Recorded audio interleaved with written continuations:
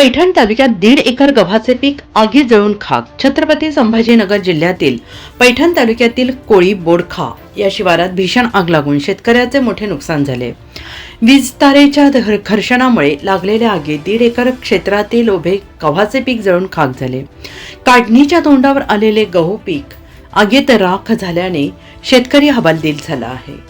आग विझवण्यासाठी ग्रामस्थांनी झाडांच्या आणि लिंबाच्या फांद्या तोडून आटोकाट प्रयत्न केले, मात्र तोपर्यंत संपूर्ण पीक जळून गेले आणि या घटनेमुळे शेतकऱ्याचे मोठे आर्थिक नुकसान झाले असून शासनाने तातडीनं मदत करावी अशी मागणी करण्यात येते आहे. या आगीत सुमारे 1.5 एकर गव्हाचे पीक पूर्णपणे जळून खाक झाले असून नुकसानग्रस्त शेतकऱ्याला तातडीने मदत देण्याची मागणी ग्रामस्थांकडून करण्यात येते आहे. कारभारी भीमराव बडे, कोळी बोडखा शिवार एमईसीच्या तारीमुळं माझा गहू सर्किट होऊन पेटल्यात गेला, याची भरपाई भेटण्यात यावा.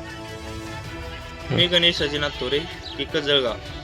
आज दुपारा 4 वाजता कारभारी भीमराव बडे, पिक जळगाव यांच्या शेतामध्ये असलेला गहू तारींच्या पार्किंगमुळे जळाला आहे.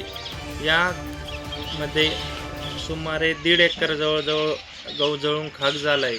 या शेतकऱ्यांच्या हातातोंडाशी आलेला घास हा जळून खाक झालेला आहे. या शेतकऱ्यांची मागणी आहे की मला आता नुकसान भरपाई देण्यात यावी. आम्ही विजण्याचा खूप प्रयत्न केला, लिंबांच्या फांट्या तोडून विजण्याचा प्रयत्न केला, पाणी शिकून प्रयत्न केला. त्याच्यातले 70% भाग हा जळून खाक झाल्यामुळे या शेतकऱ्यांवर आर्थिक संकट झालेले आहे. तरी शासनाला विनंती आहे की आपण हे नुकसान भरपाई देण्यात यावी.